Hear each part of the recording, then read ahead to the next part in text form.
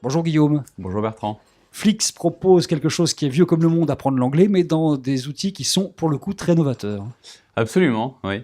On propose une méthode qui est un peu moderne, qui s'adapte à l'ère du temps, puisque donc notre concept, il est simple, c'est d'apprendre l'anglais à partir des films et des séries télé. Donc on a plein d'outils qui sont la plupart fondés sur l'exploitation des sous-titres comme matériel d'apprentissage et qui permettent en fait, à partir des films et des séries, d'améliorer son anglais. Un utilisateur qui est tout à fait débutant, il commence avec la grande majorité de ses sous-titres dans sa langue. En français, ce sera en français.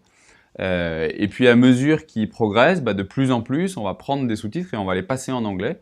Et on va pour ça choisir les sous-titres qui sont les sous-titres les plus adaptés, souvent ceux dans lesquels les mots sont les plus faciles, ou en tout cas sont les plus fréquents, parce que ce sont ceux qu'il faut apprendre en premier. Donc à mesure que l'utilisateur regarde de plus en plus de vidéos, il fait son chemin vers du 100% anglais dans les sous-titres, et puis ensuite vers du 100% sans sous-titres, parce qu'on va se mettre à enlever les sous-titres. Et quelle est la technologie qui est derrière tout ça ? Alors derrière tout ça, il y a tout simplement des algorithmes qui analysent le texte et qui va sélectionner à quel moment est-ce qu'il faut mettre des sous-titres français, à quel moment est-ce qu'il faut mettre des sous-titres anglais. Ça c'est juste une partie de nos outils, hein. C'est la partie centrale certes, mais il y a autour de ça un certain nombre d'autres outils qui gravitent et qui permettent aussi d'exploiter un maximum de l'anglais qui est dans les vidéos. Donc ça peut être le fait de cliquer sur un mot quand on ne le comprend pas, ça peut être le fait d'obtenir une petite notification quand il y a une expression idiomatique qui apparaît dans une vidéo et donc lorsqu'on pose la vidéo de pouvoir en consulter l'explication. Ça peut être le fait d'ajouter un mot dans sa liste de vocabulaire pour le travailler plus tard, etc.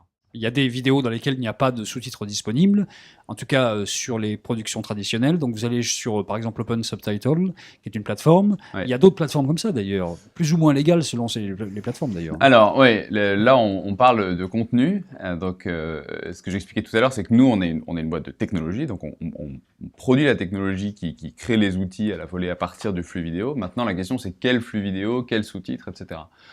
À terme, notre vocation, c'est d'être interfacé avec le maximum de plateformes vidéo existantes. Flix fonctionne avec des vidéos YouTube, ainsi qu'avec n'importe quel fichier vidéo de votre disque dur. Le choix n'est donc pas un problème. Vous voulez essayer ? Rendez-vous sur flix.tv.